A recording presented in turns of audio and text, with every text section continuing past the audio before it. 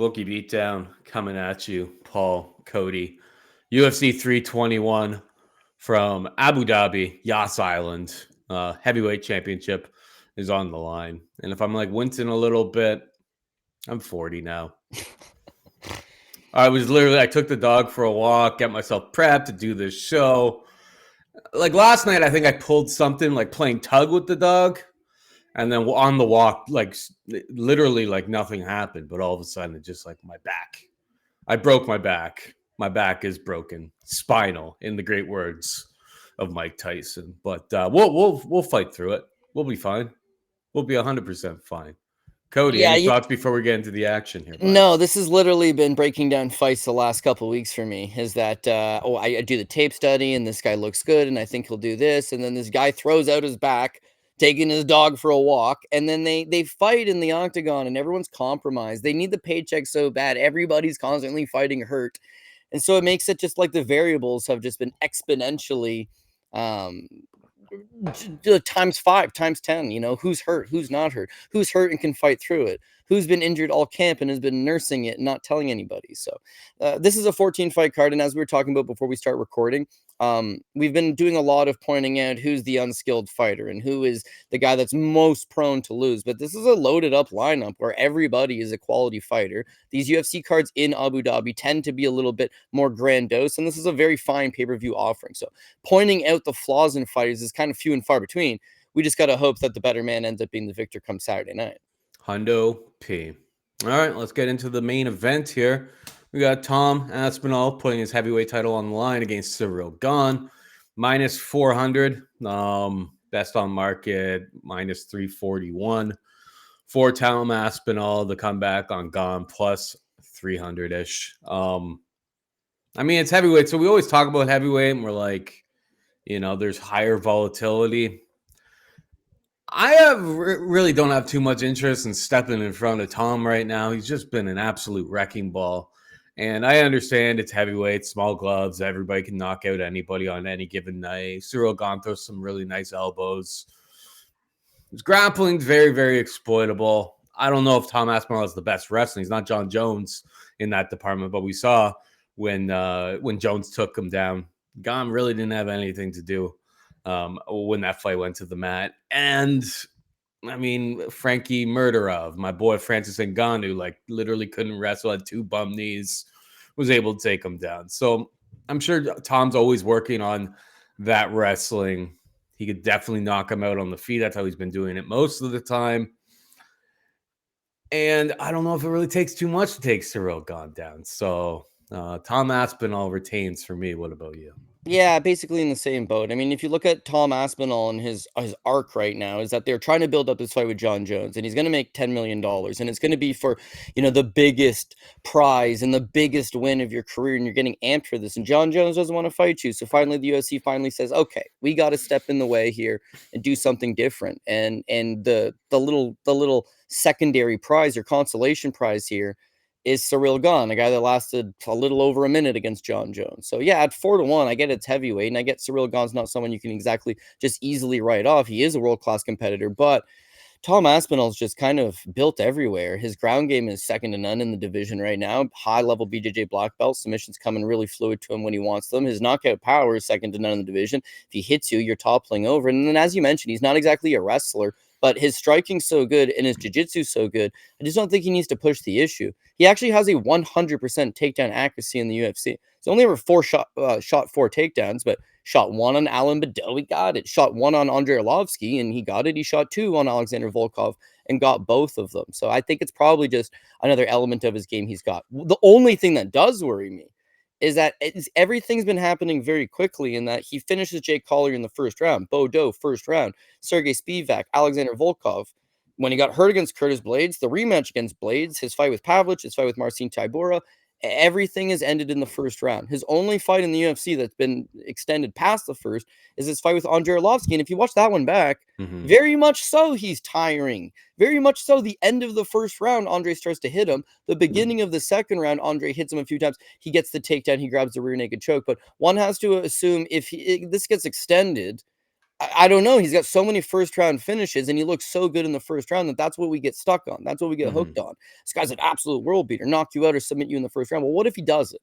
And in Gane's case is that he's got 5-round cardio. He can fight 25 minutes. He fights at an Andrei Arlovsky-ish pace where he's looking to stand on the outside and use jabs and front kicks and, one and done, and use his mobility at heavyweight and use that footwork. He's not the biggest heavyweight, so he's a bit of a fast heavyweight and just kind of move. So if Tom doesn't finish him in the first round and he starts to fatigue, and now these takedowns don't materialize in 2, 3, 4, and 5, that's where Tom's going to blow this fight, is if for whatever reason Cyril Gane can extend it and get him into those deeper waters. But yeah, for my money's worth, I think Tom probably trips him up, gets on top. And if John's able to submit you with like a modified guillotine up against the cage a minute in, Tom Aspinall, who's about 50 pounds heavier than Jon Jones, maybe not Jon Jones at heavyweight, but you know what I'm saying. Tom's just a larger man. I wouldn't say he's better than Jon Jones on the ground, but he's very, very good on the ground himself. Like, all of this probably doesn't bode well. If he can't get you to the ground, again, his striking is fine. It's not as if Cyril Gane's getting knocked out. Cyril Gane's fought Francis Ngannou. He's fought Jairzinho Rozenstruik. He's fought all the heavy hitters of the division. His chin's always checked out. He got dropped by Tuivasa, but he popped right back up and was fine. If you're not knocking him out, you better hope that you get the submission, because I don't want to see Tom Aspinall in rounds 3, 4, and 5, just being that is where he'll blow this fight, if he's going to blow this fight. But pre-fight flop for me, it's champion retains as well. I got Tom Aspinall.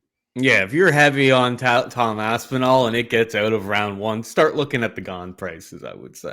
The live betting odds on Gane, if it gets to rounds 2, 3, or 4, even if it just, 2, okay, I don't expect Tom, a world-class competitor, to gas that fast, but yeah, 3, 4, and 5, the live number on Gane would be huge. And keep in mind, we're talking about that Tom Aspinall's finished so many guys early, but he also has not fought in almost a year and a half, waiting on the sidelines for Jon Jones. So now it's your first time in live action.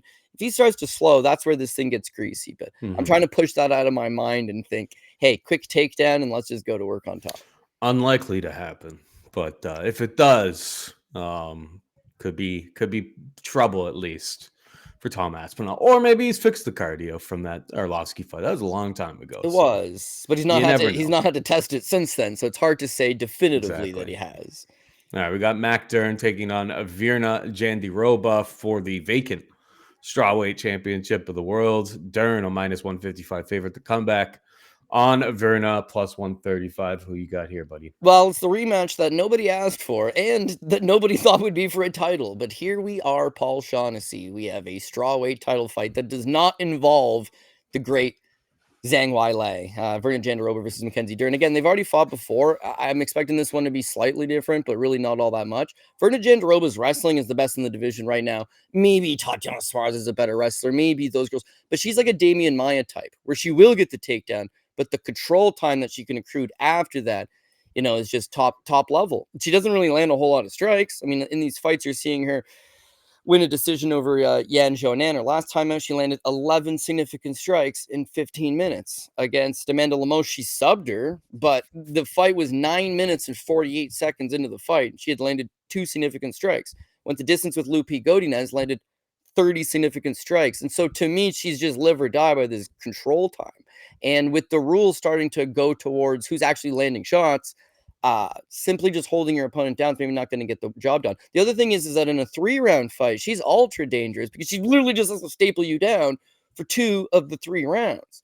In a 5-round fight, it just becomes a lot more difficult. Now, Mackenzie Dern 100% has takedown defense issues, but I think a lot of that, what does she got? It's a 17% 25% takedown defense in the UFC. She wants you to take her down. She wants you to take her down. Yeah, Paul, you nailed that one. The last time she fought Virna Jandiroba, Virna got her down 1 time on 1 attempt, right? Only shot the 1. Decided instead, I would rather stand with her for the majority of this fight. Since then, I'm sure she's changed her game to, yeah, my striking is really not it anymore. I would like to get these opponents down and hold them down, and that's fine.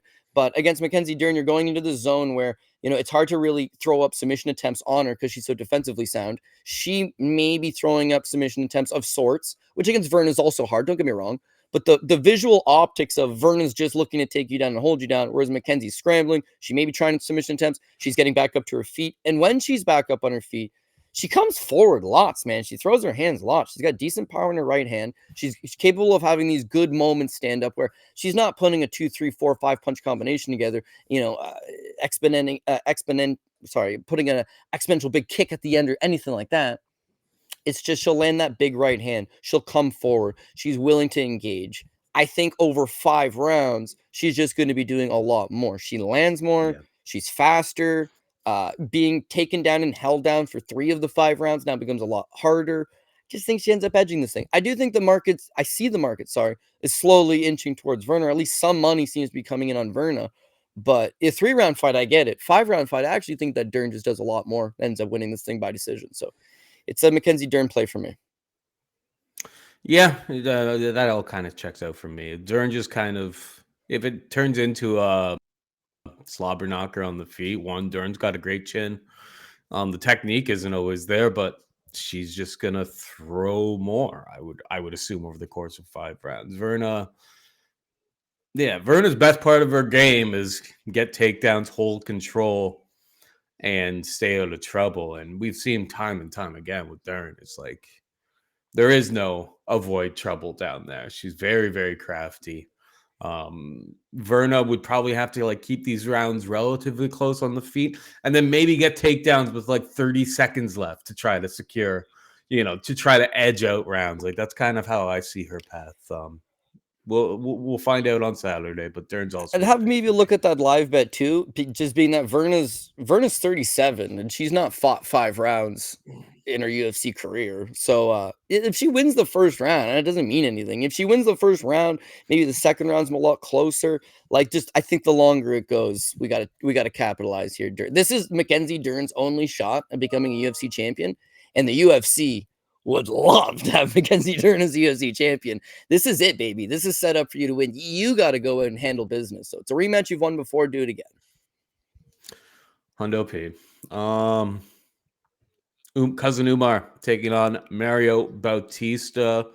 Cousin Umar is the biggest favorite on the card, minus 625 to come back on Mario, plus 475. Mario's had a nice little run here, but I suppose, revisionist history. You've got the Patchy Mix fight. Doesn't look as impressive anymore after Mix went out there against Wicklaws and, kind of probably should have won the decision. Don't get me wrong. But, showing that he doesn't really belong at this level. Patchy was able to hit him 122 times. The fight really kind of comes down to the takedowns, obviously, with Cousin Umar. Umar can win on the feet here, don't get me wrong. I think what really favors and why I would lean towards Umar, but me, minus 625. This at top of the food chain type of bantamweights, whether you like it or not. Mario's fought himself into that discussion near the top 5, and they're giving him a tough fight, but not an impossible fight in Cousin Umar here. But people who have tried to take him down have had some success. Mario's been able to get back up. 3 rounds. If this was a main event at the Apex, I would definitely be more interested in Mario Bautista, particularly at this price. Or not even just at the Apex, but at any venue. If it was a main event, which it could be, I'd be interested in Bautista over the course of 5 rounds. 3 rounds, kind of think Umar at least wins the first 2 and holds on for dear life in round 3, gets a decision. I don't love it, though. Your thoughts here? I don't love it because of the price tag, minus 625. I mean, Mario Bautista is somebody that is not the sexiest guy in the division. He doesn't have the biggest name in the division, but he's rock solid, man, and he's capable of giving anybody in the division a good fight. So this thing probably plays out closer to minus 225, Umar Nurmagomedov, but it's in Abu Dhabi, and his last name is Nurmagomedov, and he's coming off a fight with Merab Dvalishvili, where he was definitely the closest to giving Merab a good fight. Everybody else is getting tossed on their head. Umar arguably won the first 2 rounds. And then apparently broke his hand, and that's why he wasn't as good in 3, 4, 5. It doesn't matter. The thing is that he was ultra competitive with the champion in his last fight, and now he's taking on a guy, Mario Bautista, that people, don't exactly always give the most favoritism to. So I don't love the line. But I do think Umar probably is a little bit better than Mario Bautista in every element. We start off with what's the easiest path to victory was getting the wrestling going. And yes, Mario Bautista can wrestle. Yeah, he trains at the MMA lab, and he's not the easiest guy to hold down, as Paul mentioned. You can take him down, but holding him down, not exactly the easiest. But the guys that have taken him down, Corey Sandhagen, Jinsu Sun, Jay Perrin took him down twice. Guido Canetti took him down. Damon Blackshear took him down 4 times, right? And even the Ricky Simone fight. Ricky Simone took him down twice, and then Ricky Simone just tired out. So I do think that Umar's wrestling, who he took down Rob Davashvili twice, he took down Sandhagen 5 times. His wrestling, I do believe, is good enough to take down Mario Bautista's. In terms of the striking, when you look at just the numbers, it's like, well, Mario's actually a higher volume guy. So could he not just maybe stuff a few takedowns, hit a few get-ups, make this a striking battle, and edge him out? And then I'm not so sure. His fight with Patchy Mix is high volume. His fight with Ricky Simone is high volume, but Patchy Mix is really not a striker. Ricky Simone is definitely not a striker. His fight with Jose Aldo, who is a striker, he wasn't looking to throw high volume. He was looking to press his ass against the cage and kill the clock out because he's like, I don't want to throw punchy kicky with a guy like Aldo. I'm down to do it with Ricky Simone. I'm down to do it with Patchy Mix. He's hitting me and it's not hurting me at all. Against Umar, it's like this guy's going to sting you with these shots. Your get out of jail free card is shoot takedowns and try to control him up against the cage, but that ain't going to work against this guy. So now you outlast him, but this is Paul's other great point, is it's only a 3-round fight. So even if he breaks his hand in the 3rd round or he breaks his hand after 2, if he's up 2, you need not to finish him. Finishing cousin Umar, they will ban him from the family and the clan if he quits in a 3rd round where he's won the first 2. So yeah, that ain't gonna happen. He'll fight to the death. He just needs to win the first 2. I believe he does that. Worst case scenario, this thing is super close and it goes to the scorecards. It's in Abu Dhabi on Yas Island, and Habib's gonna be there. We're getting the decision. Just, I don't love the minus 625, but the play for me still is Umar Nurmagomedov. If I were to play the Mario side, the Beksat Almakhan fight where Beksat got the knockdown early, I feel like you probably have to kill Nurmagomedov in this fight to get your hand raised, or the decision has to be so undeniable. I just don't know if Mario's going to get a fair shake, but there's plus 1814, so plus 1800 on a Mario Bautista KO. Not a huge power puncher by any stretch of the imagination. It's probably most of his win condition in this fight. Not saying I'm taking it, but that's juicy. That's quite juicy. If Umar kicks him and breaks his own leg, I'm pretty sure that goes down as a TKO win, Paul. So there are ways for it to cash. No, I mean, Beksat Almakhan knocked Umar down at the beginning. I've watched that knockdown 50 times, and I think he's off balance. I think he's shuffling his feet. He gets hit. He hits the deck. His opponent jumps on him. He immediately recovers, gets back up, and wins the rest of the round. So, I mean, it's 18-1. It's 18. You're getting a good number. You're not wrong, Paul. You're not wrong. If you're gonna do something crazy, that's how I'd go crazy. Go. Jailton Almeida takes on Alexander Volkov, minus 200 for Jailton. The comeback on Volkov plus 170. Your thoughts? Gonna do something crazy. Take Alexander Volkov. It's a heavyweight fight, right? So 2-1 Jailton Almeida. I'm not loving Jailton. I wouldn't say natural 205 or guy's a heavyweight. 100% he's a heavyweight. But I don't know, man. A lot of these fights, he's not been fighting like the best guys in the division. He's good at getting initial takedowns. His control time is not great. He had Derek Lewis mounted for almost 20 minutes of a 25-minute fight. Didn't do anything with it. Had to take him down 6 times and hold him down. The fight with Curtis Blades, he took him down 9 times in the first round. Can't hold Blades down.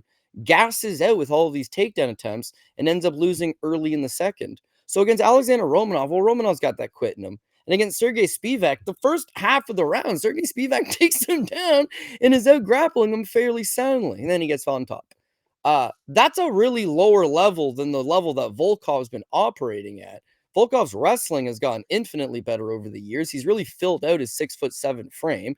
Guy's a big, strong, muscular guy. Stand-up wise, he's got a very clear path of victory in beating Jailton Almeida standing.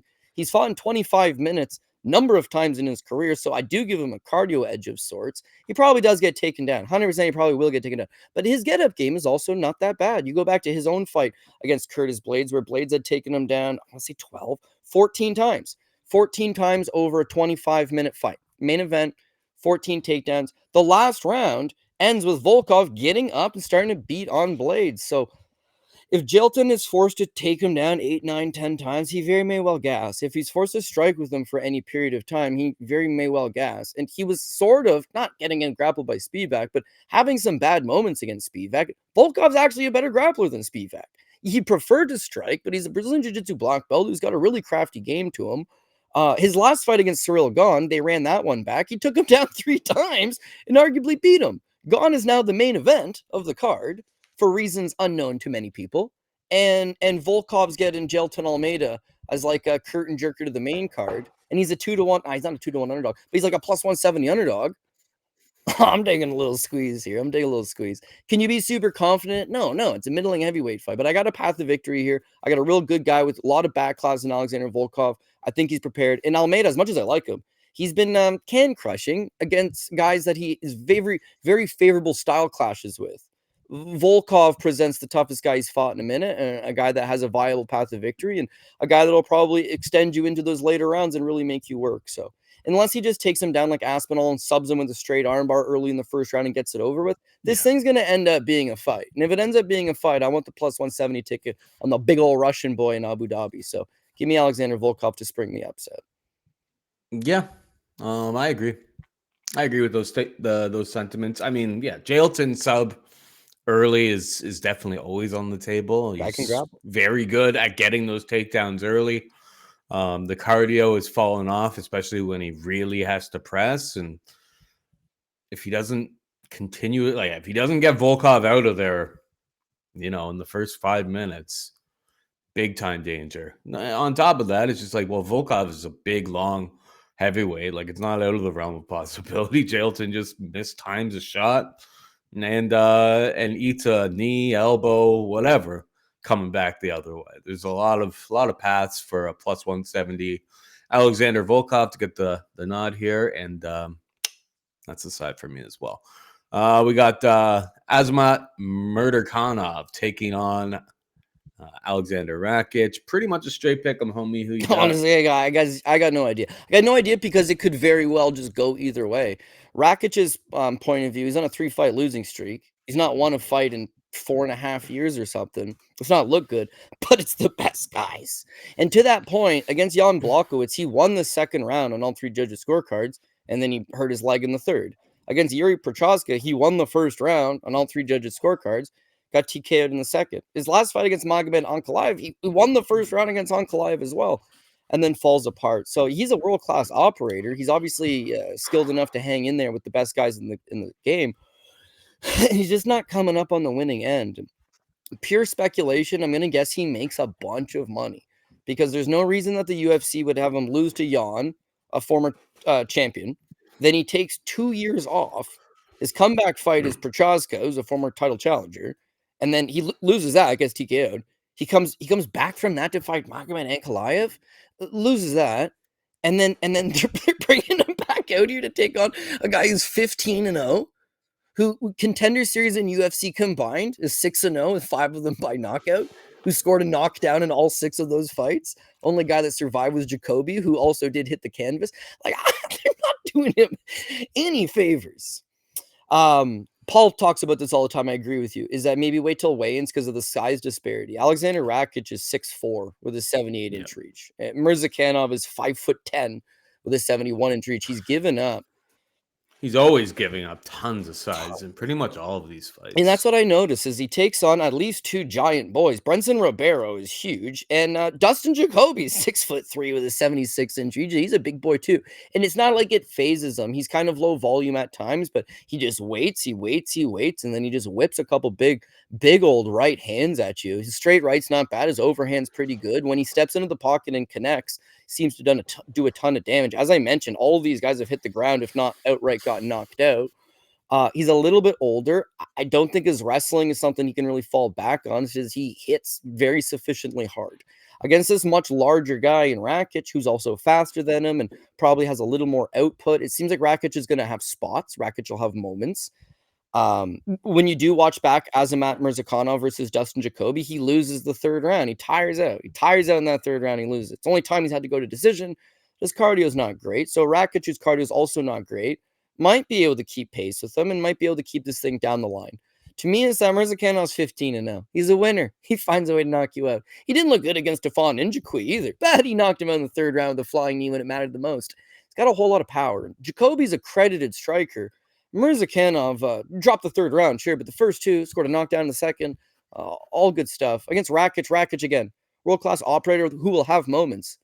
I just feel like he's not won a fight in 4 years. He's probably a little bit down on himself. And just like the Yuri fight, you can be winning, you can be paying dividends and getting those low kicks going. And then unfortunately, you step into one overhand right from this guy, and he just absolutely puts you on wobbly legs. So Murzakanov at some point finds the kill shot for me. And I do get we're giving up size and speed. And Rakic is fighting the best guys and doing well, but he's losing. And it's not as easy as that all the time, but it's a confidence thing. Murzakanov's undefeated. He's fighting in Abu Dhabi. He's going to get a lot of love, a lot of pop from the crowd. He was supposed to fight Johnny Walker 2 fights back. Walker bails. It's the only reason he ended up fighting Brenson Ribeiro as a replacement. And now they're giving him Rakic. They're trying to give this guy premier fights. They're trying to throw him in against the tough guys of the division.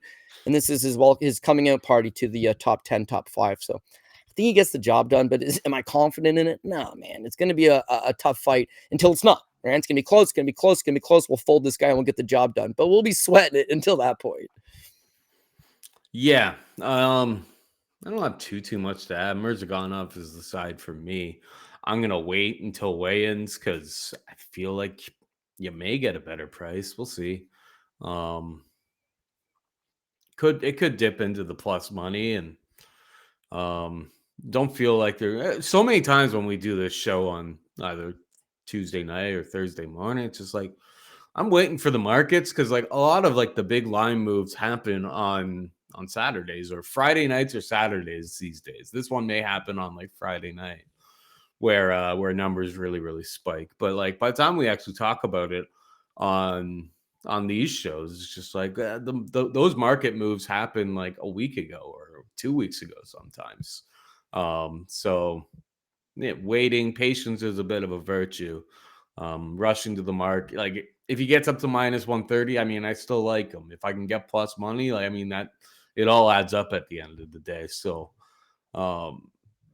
Murzakanov, I'm surprised that it's like he's never really tried to go fight at middleweight because like his frame, I mean, he's 35 years old, I guess, but his frame really kind of dictates that like this is probably a horrible division for him, but like it's worked out. So who am I to tell Azamat what to do? The weird thing about it is when you think about Russians, it's like they're weight bullies and they love to wrestle. And then it's like this guy's neither of those things. And it's like, well, is he even Russian? It's like, oh yeah, he's Russian. He's Russian and knock your ass out. Just loves to throw the hands, right? So I'm in. Hopefully he can keep that streak going. All right, we got Nasrat Haqparast taking on Quillan Salkilld. Another straight pick 'em, Cody. Who you got here? I'm going to take Nasrat Haqparast in another fight I expect to be real closely contested. But like Quinlan, and I like him, 25 years old, got a really good frame for the division and hustles up a lot of takedowns. But he might be a little too live or die by these takedowns. Like when he doesn't get them, or a lot of the time he'll get a quick takedown, the opponent stands back up and he needs to just get right back on you. He's got this long, lengthy frame that he does have decent striking. He throws straight punches, but as soon as they start to dog him, it's like he instantly just starts shooting takedowns. And that'll work against Yong, but for the record, he dropped, I don't know, I think it was the second round on 2 of the 3 judges' scorecards to Yong. His fight with Yanal Ashmouz, he lost the third round on 2 of the 3 judges' scorecards. You're dropping rounds to Yong and Yanal Ashmouz. It's not exactly screaming this guy's going to jump up and take on some of the better guys in the division just yet. But keep in mind, he's got 2 fights in the UFC, taking on a guy in Nasrat Haqparast who has 14 fights in the UFC and has really fought a lot of the better guys. Again, when you look at Quinlan, it's like, okay, well, how is he winning these? With the takedowns. And getting 9 on Yong is one thing. Getting 8 on Yanal Ashmouz is one thing. He starts to tire in the Ashmouz fight. There's just enough that I would say if he faces a guy with good takedown defense and he's forced to strike, then I don't think he's going to be overly comfortable. And in terms of his striking, is he doesn't like guys that throw either power or just in bunches. And Nasrat's really not a power guy, but he most definitely throws in bunches. So if Nasrat can stuff the takedowns and just make this thing a constant scrap, everybody else that Nasrat does that to, they're forced to keep volume with them. Esteban Ribovics is forced to land 147. Landon Quinones landed 148. Bobby Green landed 188. those guys can keep pace with him in striking battles. Quinlan's not landing the most of this volume standing. He's getting takedowns. And so with Nasrat, he shows an 84% takedown defense, but yeah, a lot of them aren't really trying to take him down. The Jared Gordon fight, though, Jared Gordon went 0 for 13 on takedowns against him. Gordon can wrestle. Gordon's a black belt. Gordon's got a good grind game to him. And Nasrat really did a good job of keeping that fight upright. If Quinlan's shooting takedowns on him and he can do the same thing and stuff them, then we've got a fight where Nasrat's going to land 110, Quinlan's going to land 80, and Nasrat's going to edge out a decision. I don't think it matters that he's Afghani fighting in Abu Dhabi and they like these Middle Eastern. I don't think any of that matters. I just think Probably doesn't hurt. it probably doesn't hurt. Having Faraz Zahabi in your corner probably doesn't hurt. And just fighting the right game plan. It's just a little too much too late. You got a good prospect in Quinlan that you're saying, hey, go and fight a savvy veteran right now. It's like, what are his wins? Well, he beat Gage on the Contender Series. It's like, yeah, what about that? After that, then he beat Jubilee in his UFC debut. It's like, oof. And then what? And then he actually had a competitive enough fight with Yanal Hashmoons where he lost the third round on 2 of the judges' scorecards. So to go from that to Nasrat, it's a step up for him. And then likewise for Nasrat, this is a step down. He's fought in Ribovics. He's fought in Jared Gordon. Jamie Malarkey's really not bad. John McDessie, King Bobby Green, Dan Hooker, Drew Dober. I don't know. To me, it's a closely lined fight for sure. And the volume and the takedown defense, I think, just ever so slightly edges it in favor of Haqparast. And then the last point, it doesn't hurt. Haqparast's last 2 fights have been split decisions, and they went in his favor. Yeah, maybe this one's also a closely contested split decision where the judges are looking at one guy got 6 takedowns with not a ton of control time, and one guy landed 30 more significant strikes. Who do you give it to? Give it to the guy you probably like the best in Abu Dhabi, Haqparast. He's won his last 2 splits. Let's keep that momentum going and win another one if need be. If not, take a unanimous. I don't think he finishes Quinlan, but I think he just wins 2 of the 3 rounds at the bare minimum. Yeah, and with Salkilld, with this fight in general, it's just like you're gonna know pretty quickly.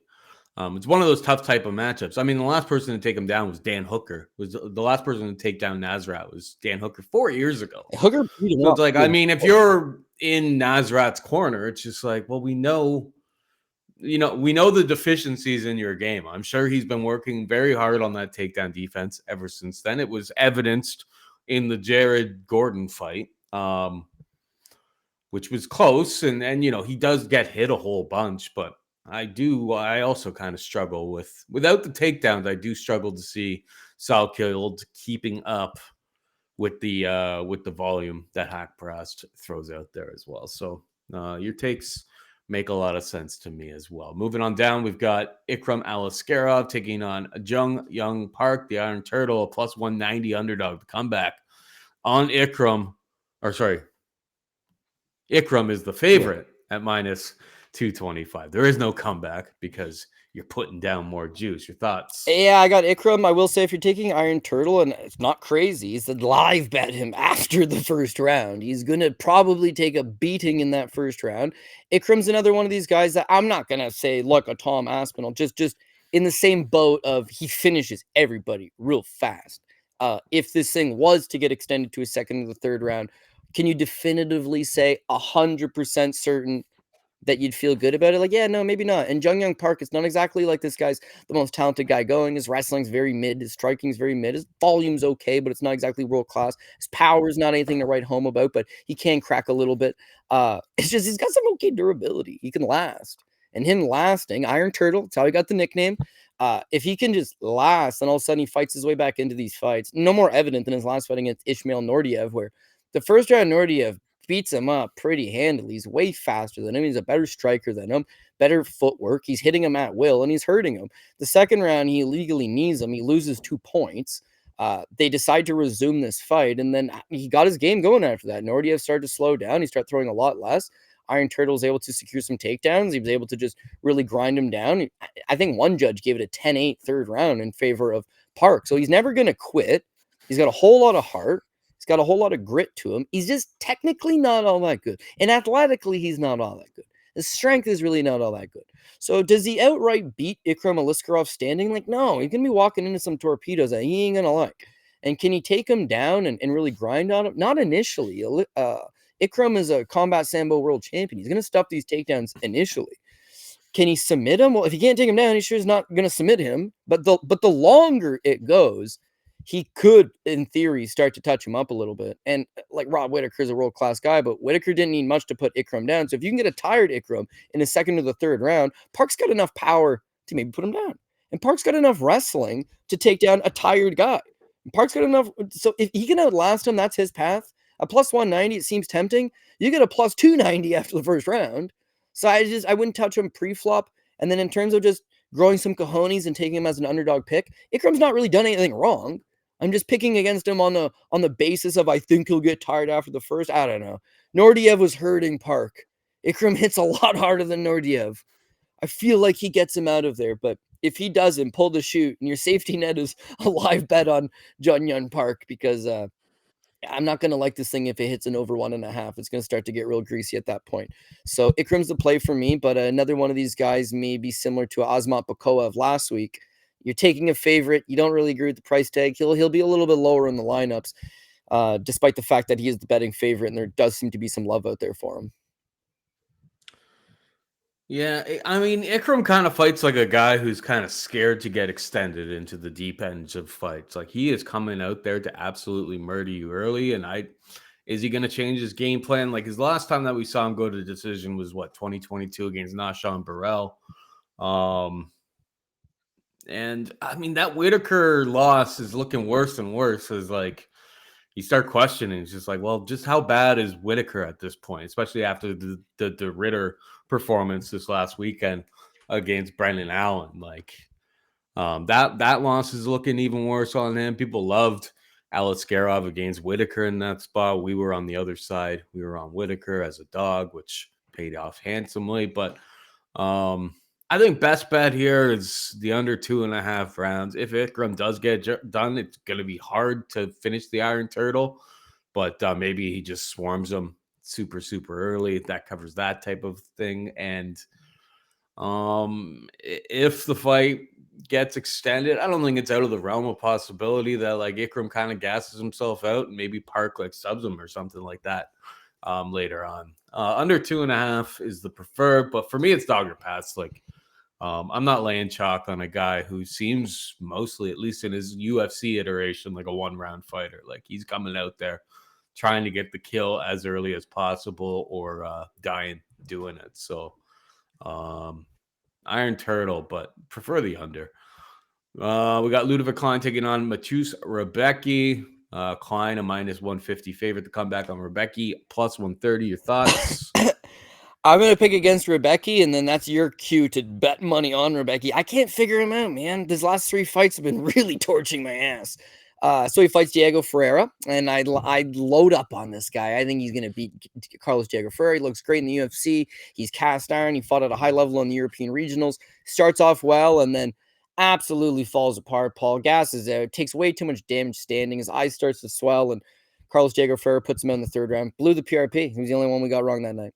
Very next fight, it's like I'm off the Rębecki bandwagon, man. I like Orlobay. Orlobay is huge. He's so big, hits real hard, can wrestle. Rębecki shows up like career best shape, man. His cardio was on point. He's wrestling. He's eating shots. He swells Orlobay's eyes shut. Gorgeous performance, really gritty and tenacious. It was like, oh man, and anyways, he wins, and I lose money on the Orlobay pick. So I was like, you know what? I was wrong about Rębecki. It was just one bad fight against Carlos Diego Ferreira, who's a very classy operator in his own right. I'm back on Rębecki. He fights Chris Duncan and just fights like an absolute mope. And he loses. Now I'm going to bet against him because I'm back to thinking this guy's a mope. And then as I do that, it's like, what are you talking about, dude? Duncan's just actually really good. He just can't figure it out. Part of, I am actually going to put a little real analyst behind this too as well. Ľudovít Klein, since coming up to 155, man, he's definitely jacked. He's a lower volume guy, so like I'm always worried about him getting outworked, but he's just very precise. He just like picks and chooses his shots. Got a good left high kick, good head kicks in general, mobile guy, causes you to come towards him. As you come towards him, he's going to plant his feet, he's going to throw a couple shots, and then generally jumps out of dodge. When he's able to just keep it, 50, 60, 70 significant strikes landed, you're not really going to up the tempo on him. That's when he's at his best. In Rębecki's case, Rębecki seems like he's going to be able to close that distance and come at him, but Rebecki's problem, and this is what I really did notice in all the fights that you watch from him, is he's got a 66-inch reach. There's zero reach to him. So he's constantly overswinging. He misses all of his long distance shots. He's forced to crash the pocket because he can't hit you from range. And so even again, they're both the same height. They're both 5'7", right? But Ľudovít Klein has a 6-inch reach advantage over him. And he's strong enough. His takedown defense is good enough. Yeah, well, okay, Gamrot took him down his last time. Oh, Gamrot can do that.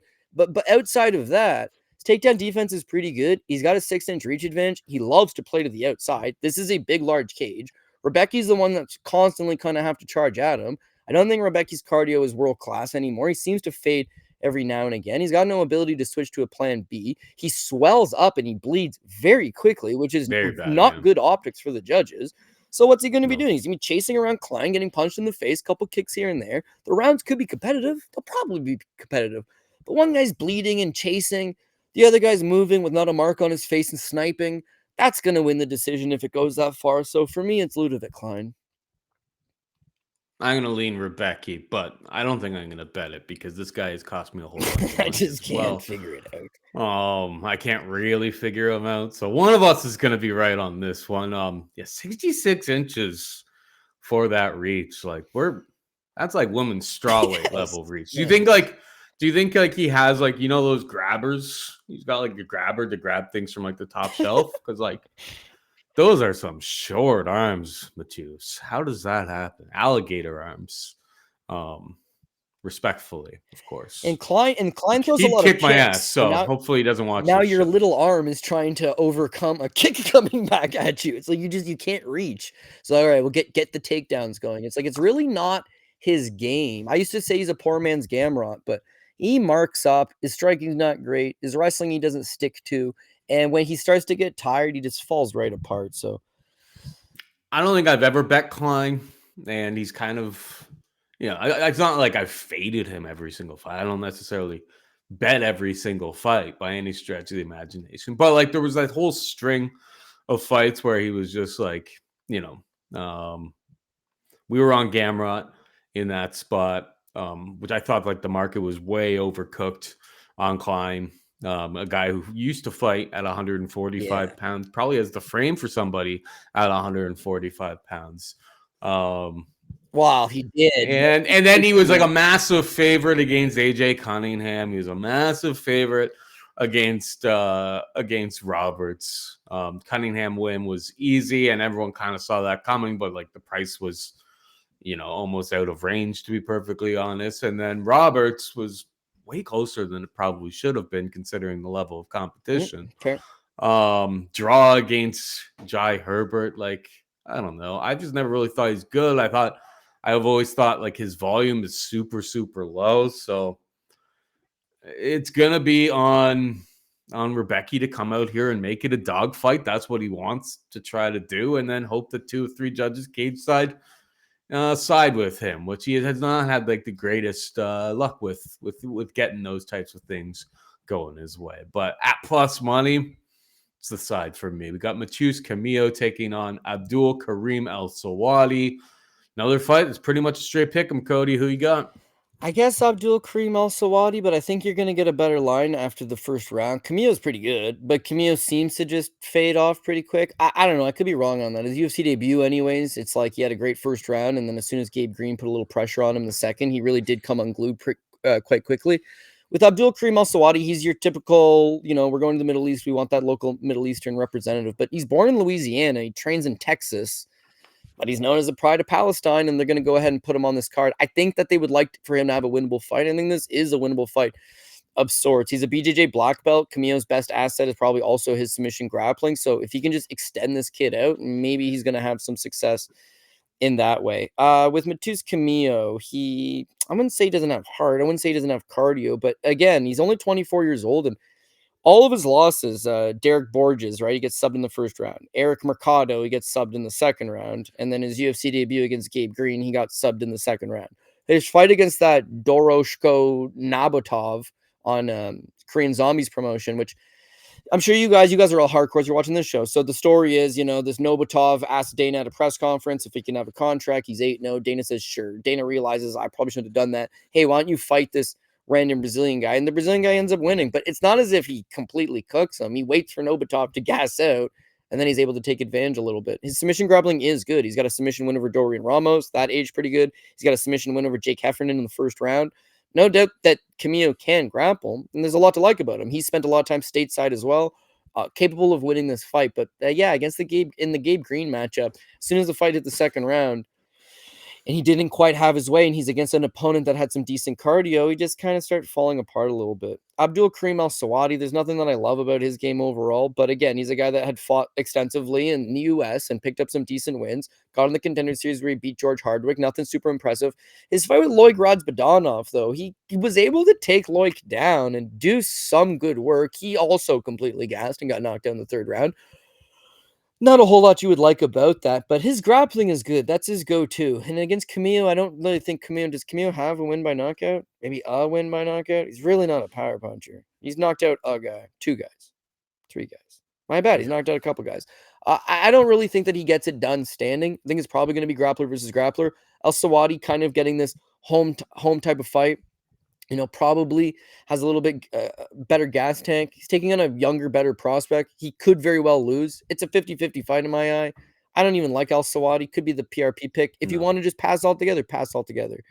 Camilo just feels like, to me, the good prospect that you want to get behind, you bet on, and then, he's just go through the motions, one-round guy, doesn't get his way, kind of packs it in type guy. So I really don't have a good lean on this one. I tried figuring it out. I just don't know what's going to happen once the cage door closes definitively. So the pick for me is Al-Selwady, and I really don't like that at all, Paul. Yeah, I don't like it at all either. And I'm probably one of those guys who's going to be in the pass bucket, because I did fade Camilo last time out against Gabe Green, but they were giving like plus 185 on that. Camilo, watching his fight that got him into the UFC and that whole situation with Nurmagomedov and everything. You just kind of saw like kind of a low volume, a little bit of a green fighter. So Wiley's never been anybody that I've absolutely rated, and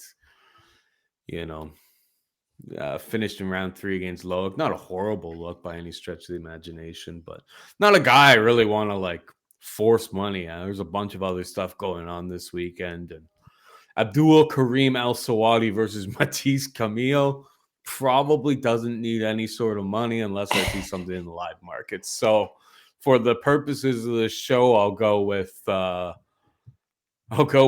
guy named Abdul-Kareem Al-Selwady to win a contentious decision. Maybe not even contentious, but Camilo will probably eat a kebab at some point during fight week, and that kebab may be a tainted kebab. I don't know. You don't know, and he sure as shit don't know. The next thing you know, you're dehydrated because you've been sitting on the toilet all night, and then Al-Selwady comes out and greases out a competitive decision win still. But yeah, no, it happens. It happens all the time. So I don't know.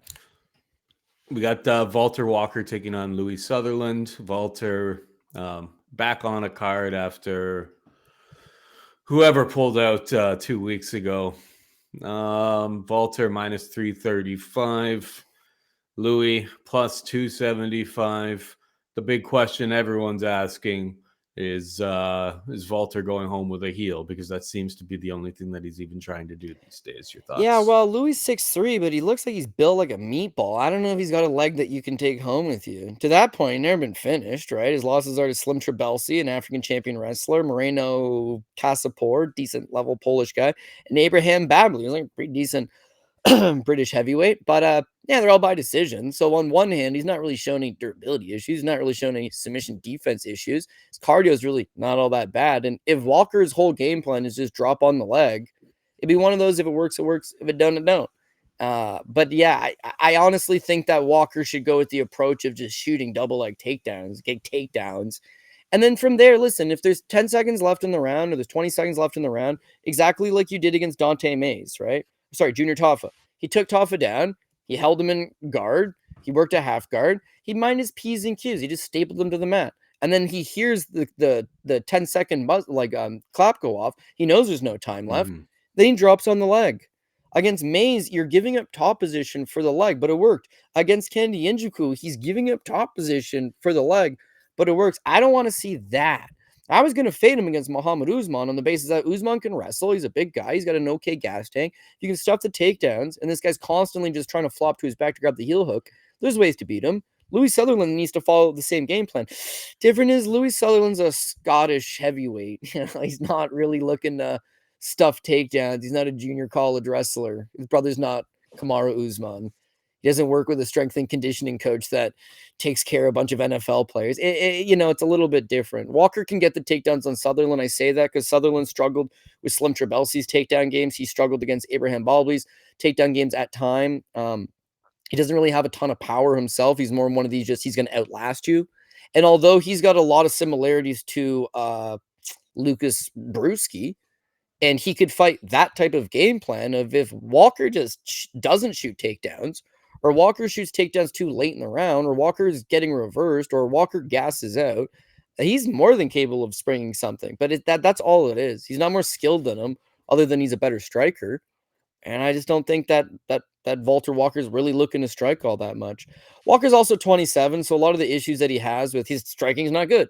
And his wrestling's just okay. And his cardio might not be good. All that's going to start to get fixed up. He's very young as a heavyweight. He's making improvements. And Louis Sutherland very much does present a matchup that's about been the level he's been fighting. You can't tell me Louis is any better than Kendi Njoku. You can't tell me that Louis is any better than Dante Mays or really Lucas Drewski. Even before, I mean, what's Louis' best win on his career? he just outlasts guys. And yeah, no, you're right. His best win of his career would, like, anytime he's taken on anybody of any sort of substance, he's lost, and he's lost by Alton Meeks. decision. He beat Alton Meeks on PFL Challenger Series almost 3 years ago. Yeah, knee to hammer fist PFL Alton Meeks, who 4-2 hasn't fought coming up on 3 years. Yeah, since he lost to Louis Sutherland. Is just like, we're done here. We're done. Oh, of course. He's know. like, I'm done. Yeah, Alton Meeks is only notable because he wrestled a little bit and he fought Jorgen De Castro on the Contender Series and got iced in the first. Then he gets iced here and he retires. Louis coming in, it's like he's fighting Justin Tafa, which, as much as Louis not great, this is a winnable fight for him because Justin's not good. And meanwhile, Walker is fighting Muhammad Usman, which it's still a winnable fight for him, but it's not an easy fight. Both those Usman fights was on steroids. Both those fights get canceled, and now the rebooking is a lot harder for Louis Sutherland, and it's a lot easier for Walter Walker. It's a lot of big favorites on this card. This one's a heavyweight fight, so it's like, you don't want to jump too far into it, but I do feel like he's got an easy path to victory here. He's just got to not gas out and, execute, really. What's his decision prop? Because I'm not doing that, but I'm just curious. Plus 325. Sub prop, best number I saw was plus 140. I don't know. Tough betting overs and stuff like that. I understand that that Louis is, never been finished, but he's also really never fought anybody all that good. Slim Trebelsi, not great.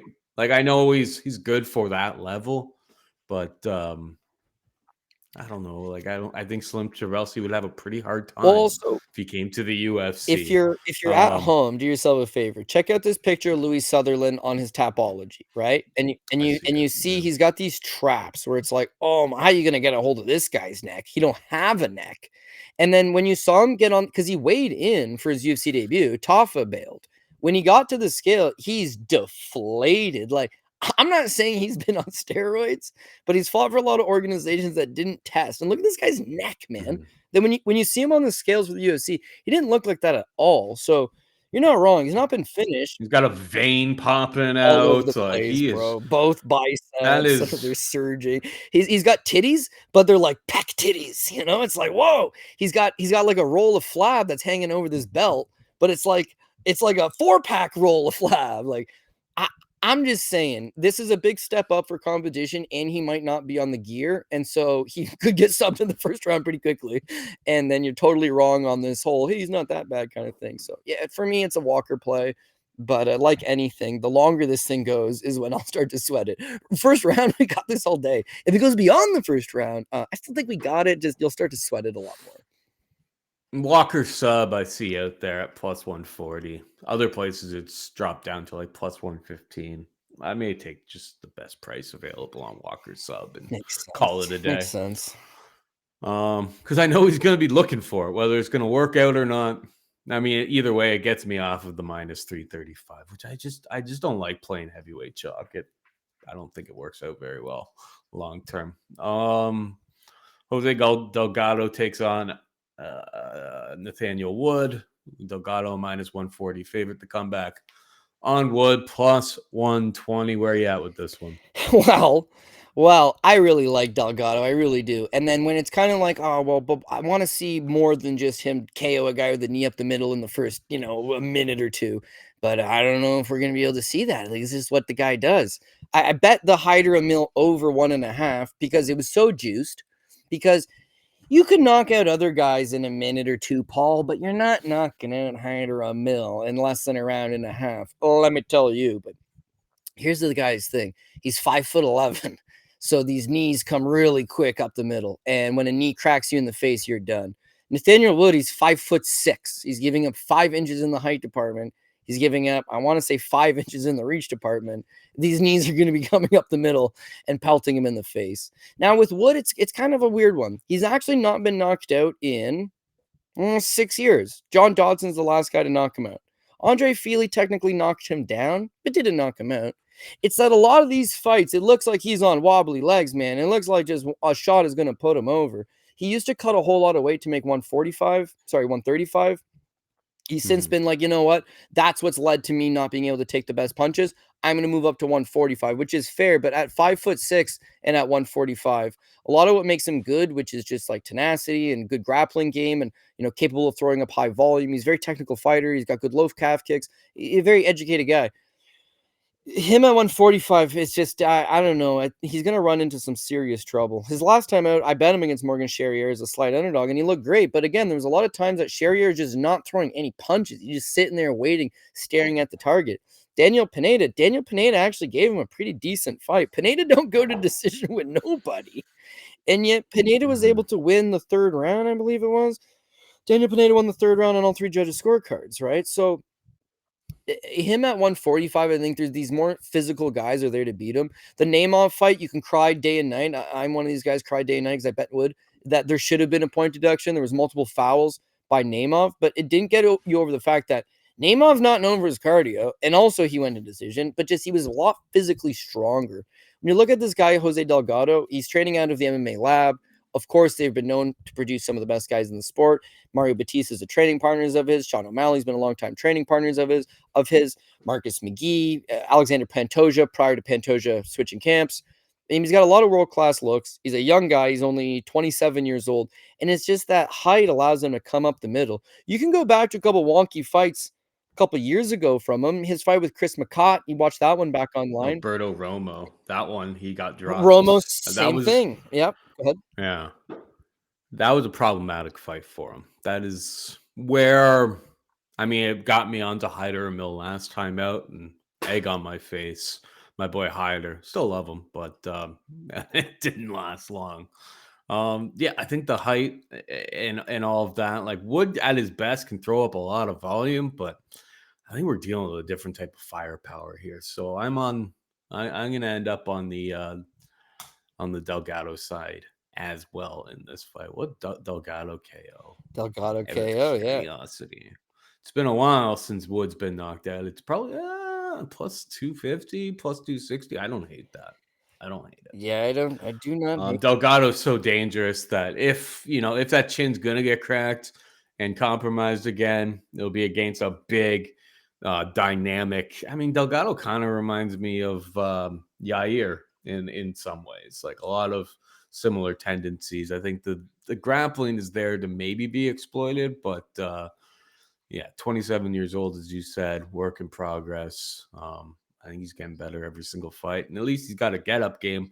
We saw Matheus take him down, but he's able to get back up and finish the job there with relative ease. So he's kind of like that new generation, and I don't know. I think Wood may be in for a canvas snap. Moving on down, we've got the legend, who frankly probably undefeated, Cody. We can probably say he's undefeated, undisputed again, because Muhammad Usman was cheating that whole time. Hamdi Abdel Wahab, minus 450 favorite taking on Chris Barnett, plus 350. I mean, they found somebody who's got maybe some of the worst takedown defense, way undersized at heavyweight, throws some, for a big man, throws some crazy spinning techniques and all of that stuff. But Hamdi's durability has never really been the question for him. His work rate, his pace, bit of a problem. But we're in this part of the world. If Chris Barnett doesn't get him out of there, and Hamdi gets some control time and takedowns, everything like that, I really struggle to see how Chris Barnett gets his hand raised. Hamdi is the side at minus 450. Disgusting. But I don't have very much interest in betting Chris Barnett over in Abu Dhabi on Saturday afternoon. Yeah, that's why gambling in general is such a crazy thing. Is that you'll watch a team, you'll watch a player, you'll watch a fighter, and then you'll be like, I would never put money on that guy or that team or that whatever. And then given the certain matchup, you're willing to put some money on them. You know me and Hamdi's relationship. I do not like Hamdi. I think this guy is the absolute bottom of the barrel of this division. I think no good. And then yet presented with this fight with Chris Barnett, it's like, oof.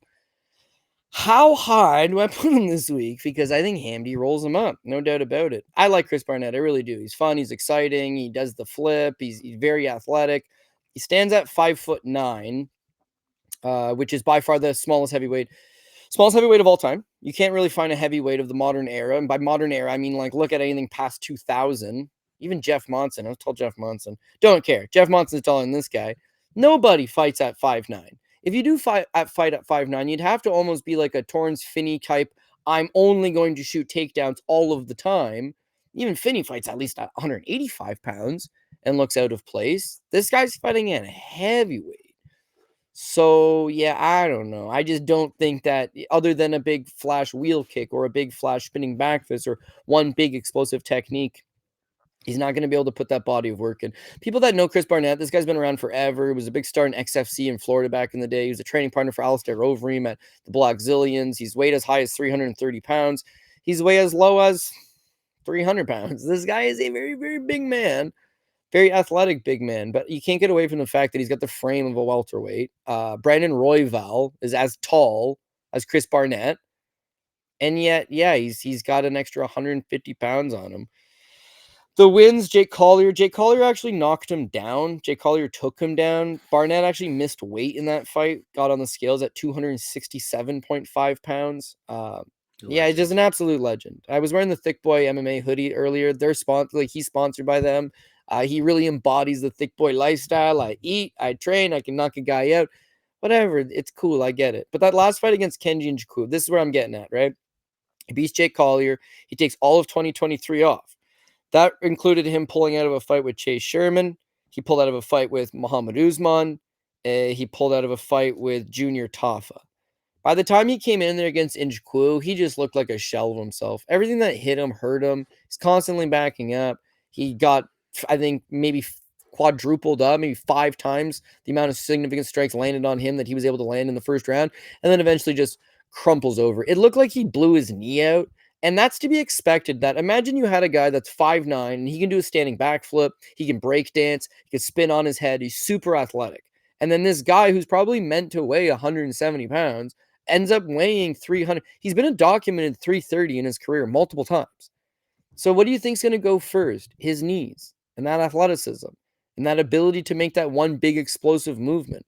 And instead, now you're just a short guy stuck in there against these mammoths constantly. You can't take Hamdi down. Hamdi's an Olympic level wrestler, not a good Olympic level wrestler, but still represented Egypt.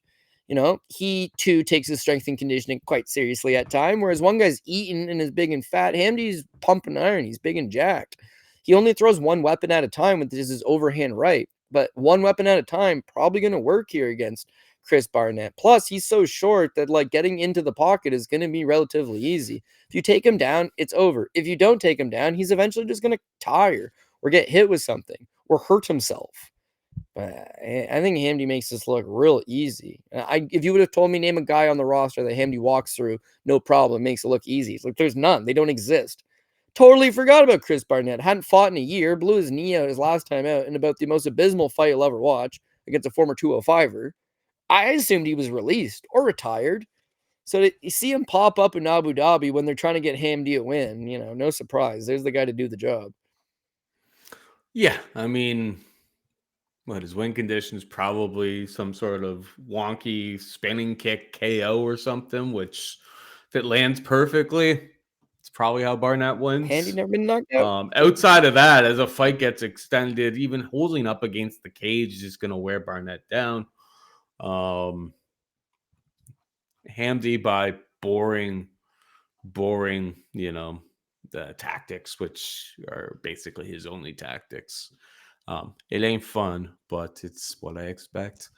We got Azat Maxim taking on Mitch Raposo, minus 400 for Maxim. The comeback on Raposo, plus 330. Your thoughts? Yeah, well, so Raposo can wrestle, but it just doesn't seem like he's got any real control time, and the wrestling's just not enough, man. You got to put something behind it. When he fought in the Contender Series against Jake Hadley, he got the 2 takedowns, and then the longer it goes, he tires, he gets taken down, he gets up his back, gets choked out. Goes back to the regional scene, picks up a couple regional wins. Back in the UFC against Andre Lima, he did get a takedown. The longer it went, it feels like Lima started to find his groove. And the fact that he held him to a split decision, I don't know why it was a split decision, one of the stupidest splits I've ever seen. But the fact that he kept it somewhat competitive against a good operator like Lima is credible enough. But he's not comfortable in striking exchange. He's got excellent footwork. He's got great athleticism. He doesn't want to put himself in the fire. He doesn't have any real power from the outside. He's very quick. He'll kind of move laterally, cause you to come forward, land a couple quick shots to get you off guard. Then he wants to shoot in on the leg. So that last fight was Sumaderji. Again, it's a split decision, and I bet him. But it's like who gave him the fight? Because he got 6 takedowns. He landed 9 significant strikes. He got outstruck 45-9. Well, but he got 6 takedowns. You shouldn't be scoring that anymore. You take a guy down, your hands never leave his waist. You never let go to punch him twice in the face and then shoot another takedown. You do nothing. And then you're hoping that the judges are going to be like, oh, you won the wrestling match. It's not a wrestling match. It's a fight. And so, yeah, against Azat Maxim, if wrestling's your only thing, I mean, he's a pretty decent wrestler himself. He fought Tagir Ulanbekov and took him down 3 times. So I thought he got riled against Tagir. yeah, it was a really good fight. Even his fight with Charles Johnson, it wasn't fight of the night. It was a really good fight. So, and he's going to win over Tyson Nam, who's like very good. Yeah. The numbers say that wasn't great. I forget about that fight. He won a split, and it was contentious. But Tyson Nam, his whole thing is he's a Hawaiian that can very clearly strike. Such big power in his hands for flyweight. But because he spent most of his adult life in Portland, Oregon, it's really hard to take down. And yeah, he did take him down twice. Charles Johnson, obviously you can take him down. It's a part of his game he's really worked on. Maxim was a huge favorite on him on that spot, and Maxim knocked him down. He can wrestle. He can strike a little bit too. Fight of the night, but he ends up losing. And then, yeah, against Tagir, as Paul mentioned, a very close fight. He gets 3 takedowns. He does plenty of good work in that fight. And this guy's still young enough that I think that he's getting his feet more comfortable in the UFC. He's picking up some high-level experience. He's fighting some of the best guys in the division. He can wrestle. He can strike. He's got some natural power. Raposo's whole game plan is just out-wrestle this guy for the entirety of the 15 minutes and then hope that the judges in Abu Dhabi are going to think that this American guy who just shot 20 takedowns and got 5 of them with 5 minutes of control time is all of a sudden did more than Azat Maxim, who probably got a couple takedowns of his own, kept getting back up, landed some better shots. Probably heading to decision. Mitch Raposo is very risk averse. I feel like he knows how to survive. Maxim, meanwhile, 2 of his 3 fights have been split decisions so far. This thing's likely going to decision. I feel like Maxim's I wouldn't say better wrestler, just good enough to negate that. Cause this to be more of a striking match. And Raposo's fast and athletic, but again, he's just not comfortable in that range. So maybe it's another close, contentious type of decision, but Maxim should get it. A minus 400, does it feel great? No. But Raposo's just really not showing you anything that would lead to me believe that he's going to outright win this thing in convincing fashion in enemy territory. So yeah, it's a Azat Maxim play for me here. And finally, we got Jacqueline Amorim taking on Mizuki Inoue.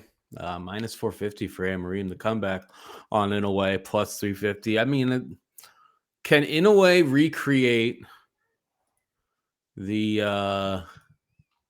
Amorim fight against Sam Hughes? I suppose that's the question here. Get takedowns, not get subbed when you get the fight to the mat. I mean, Inoue hasn't fought since 2023, so I'm gonna have to like dig a little bit into her Instagram, watch weigh-ins and stuff like that. But like, and Amorim's been making some big improvements, don't get me wrong, but it has been against a bit lower level competition. Let's face it. The Demopoulos fight, there was like a little bit of cheating going on Definite there cheat. with grabbing gloves. 100% cheating going on there. Viana, a paper tiger, as people would say, or a glass cannon. Like, people get her out of there early, and like we're looking at 6 significant strikes, 2 takedowns. Now she's taking on somebody who has a great wrestling track, or a decent wrestling track record. I don't know if I'm lining up to bet Jacqueline Amorim. The question for me is whether I take any action on Mizuki. I'm gonna, for the purpose of the show, I'm gonna say CF Dop on this one, but it could be passed. But we'll see what happens with weigh-ins and everything like that. But I got to dig a little bit deeper into this one. Your thoughts? Yeah, I actually took Mizuki Inoue. I know, don't love it, but so she actually comes from a karate background. She's a multiple-time Japanese karate champion, obviously a black belt, and has had a lot of credentialed wins, I guess, over in that art. In terms of her MMA career, she moves pretty well, and I feel like someone like Amorim, who's very live or die by grabbing the takedowns, if she's not able to cut the cage off or really grab a hold of her, forced to kind of chase her around a little bit, yeah, good karate, good fundamentals, good footwork, good sniping with 1-1-2s, and then getting out of dodge. Like, all of that would work quite well.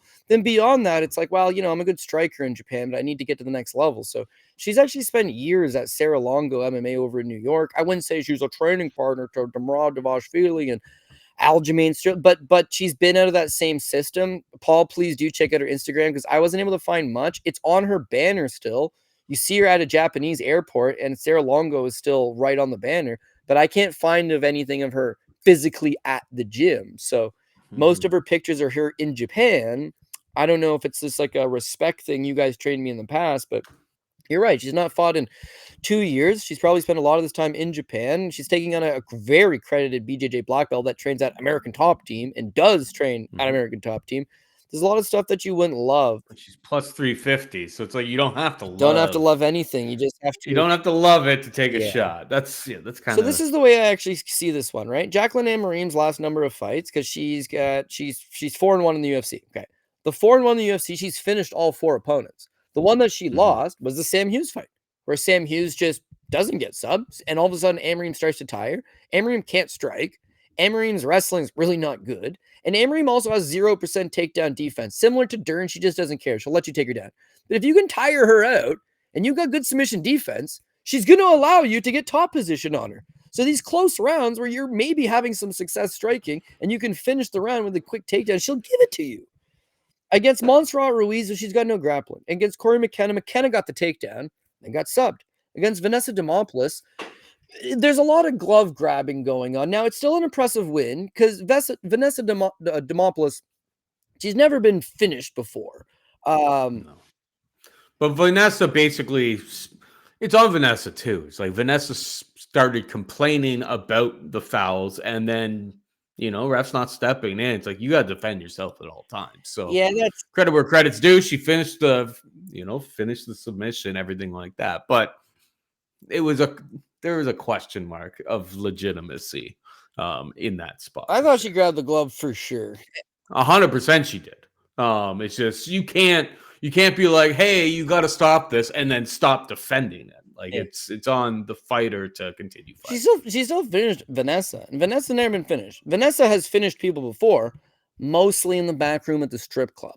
But she's never actually been tapped, except for in the back room in the strip club. But yeah, okay, glove grab, and she gets a sub. And then, as Paul mentioned, Poliana Viana went to the second round and another quick takedown. But again, she only shows 37% takedown accuracy versus a 0% takedown defense. She only lands less than 3 strikes landed per minute. And the only fight that got into a third round and then eventually to a decision, she tired out and eventually got controlled and then eventually ended up losing the fight. So when you look at Mizuki Inoue, is like her biggest thing is this girl's she's got 6 losses, but it should be 5. One of them's a DQ loss because she missed weight. So she missed weight, she subbed the girl, and they still gave her the loss because she missed weight. That's not real. But the other loss is Ayaka Hamasaki, one of the best Japanese grapplers of all times, Karolina Kowalkiewicz, a former UFC title challenger, on a split decision, Alexa Grasso, a former UFC champion, and then her last fight with Virna Jandiroba is a split decision against Virna. And then Amanda Lemos knocked her down. Amanda Lemos took her down, but Amanda Lemos did not put her away. I think she's got a path to victory against Amarim and that stuff some takedowns and keep this fight standing. If you do get taken down, you just got to mind your P's and Q's. She's had very good takedown defense and submission defense her entire career. She's been off for 2 years, but she's only 31. This is not a walk in the park, but it's a big old plus money underdog in a winnable fight. I am willing to take a chance. I'm willing to lose. Yeah, I'm in. I'm willing to lose to win. At plus 350, it doesn't cost you much if you're wrong. If it's a straight up trap or whatever people like to call these types of things, then whatever. I'll gladly lose my money on a plus 350 Mizuki. I was just looking at her Instagram. I mean, she doesn't look in horrible shape. Look decent, hitting a heavy bag and all of that good stuff. So she's just so inactive that you don't really know what's coming in, but they're giving us a price that you don't have to overthink it. If she comes in, looks like crap, well, then the book's got one over on you. But in a way, for me, probably my favorite dog on the card. Anyway, Cody, we are just about out of time, but before we go, hit him with the PRP, big dog. We are going with Tom Aspinall, Mackenzie Dern, Umar Nurmagomedov, Alexander Volkov, dog number 1. Azamat Murzakanov, even money. Nasrat Haqparast, pretty well close to even money. Ikram Aliskerov, that could potentially change. I don't know, man. I got a bad gut feeling, but I am taking him. I'm going to take Ľudovít Klein. I'm going to take Al-Selwady. Oh boy. Yeah. And then we're going to go with Walter Walker, Jose Delgado, Hamdi Abdel-Wahab, Azat Maksum, and Mizuki Inoue. Technically dog number 3, but there's some even money in there as well. And then, again, listen, this is a 14-fight card. It also goes off like 10 in the morning on Saturday. So there's just a lot of other stuff that are going to be getting some attention. Various promotions, various lines. Do you need Inoue? Maybe not. But yeah, dude, CF dot model is a profitable strategy for a reason, and it's fights just like that. Although I do want to apologize to Vanessa Demoblis if anybody thought that was offensive. It is just a joke. I actually am a big fan of hers. Amarin totally cheated with that glove grab. But all the same, if you got a low-hanging fruit joke, why not take it? Which I did. So that's about it for me. And hopefully we can hit a 14-leg PRP or a 14-play PRP this week, Paul, because there's definitely still some value despite the fact that there's a lot of big favorites. We just need the right guys to win, the right people to lose. Hundo P. All right. Thanks for battling through with me this week. I'm sure you saw me wince a little bit. I'm old now. I'm old. Back's definitely a little bit sore, but we'll be watching MMA all week, so we'll have plenty of time to rest. But that is it for us this week. Hope you enjoyed the show. For Cody, I'm Paul, saying goodbye and good luck.